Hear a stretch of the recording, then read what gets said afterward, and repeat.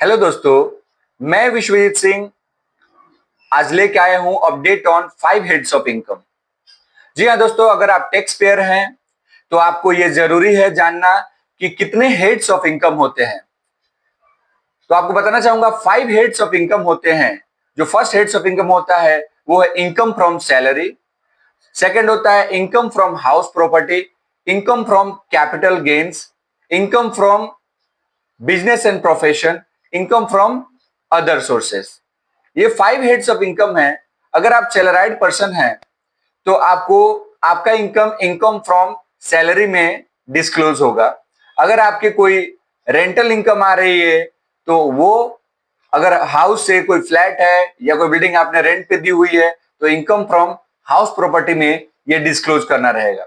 अगर आपने कोई बिजनेस है, आपके बिजनेस है, अगर उसमें से आपका बिजनेस का अलग रिकॉर्ड होता है, एज ए प्रोप्राइटरशिप आप कोई बिजनेस भी रन कर रहे हैं तो income from business and profession में आपका इसका इनकम रिकॉर्ड करेंगे।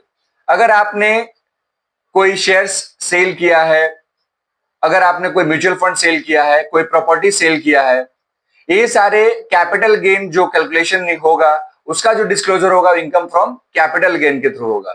अगर आपने कोई इन्वेस्टमेंट कर रखे हैं, एफडी है, इंटरेस्ट आप ले रहे हैं, तो ये इसके अलावा जितने भी अदर आपके इनकम है वो इनकम फ्रॉम अदर सोर्स में आ जाएंगे।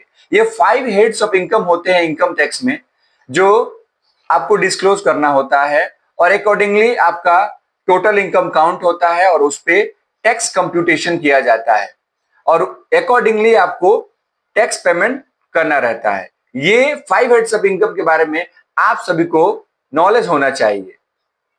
Thank you so much. Stay connected. ऐसे ही जरूरी इंफॉर्मेशन अपडेट्स के लिए लाइक करें, फॉलो करें। मिलते हैं आपसे नेक्स्ट वीडियो में। Thank you.